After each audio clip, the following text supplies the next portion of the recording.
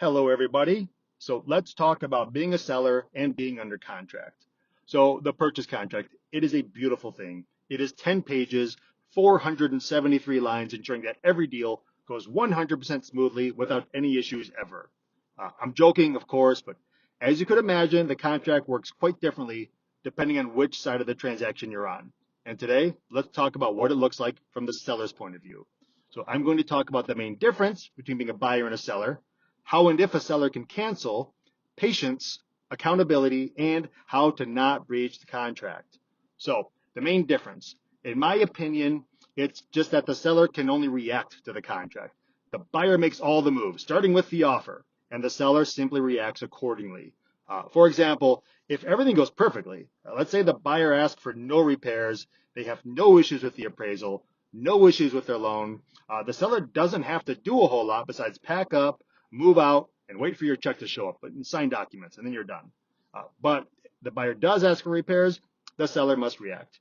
The appraisal can come in below contract, the seller must react. And of course, the loan can start to get a little bit dicey, the seller can react.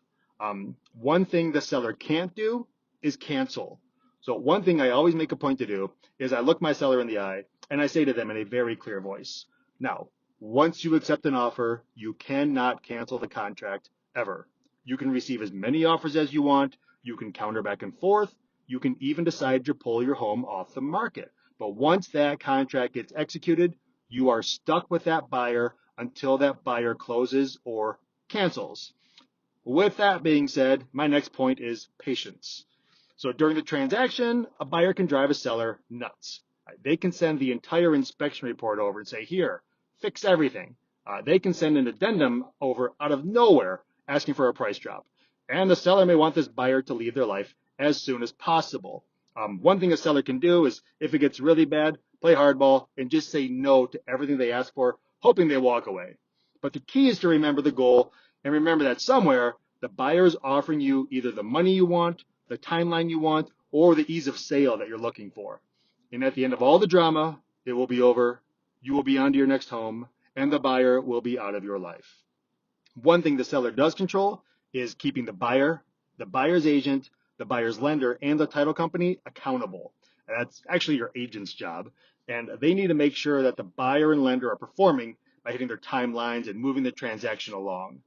This can include getting the inspections done in time, offering status updates on the loan, and making an earnest effort to just simply close the loan.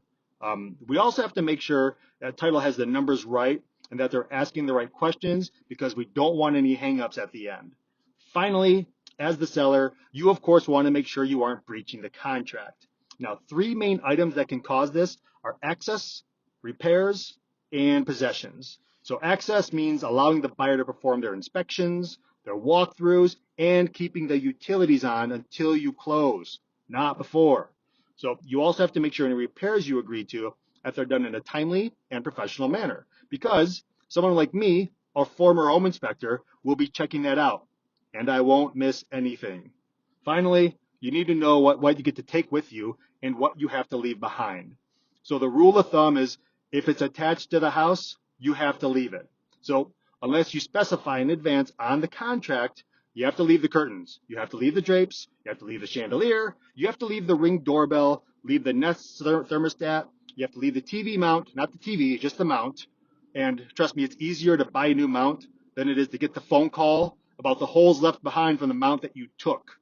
And that is that. So thank you so much for watching this. If you made it all the way through, I appreciate it. I hope you found it helpful. And as always, I will see you next time.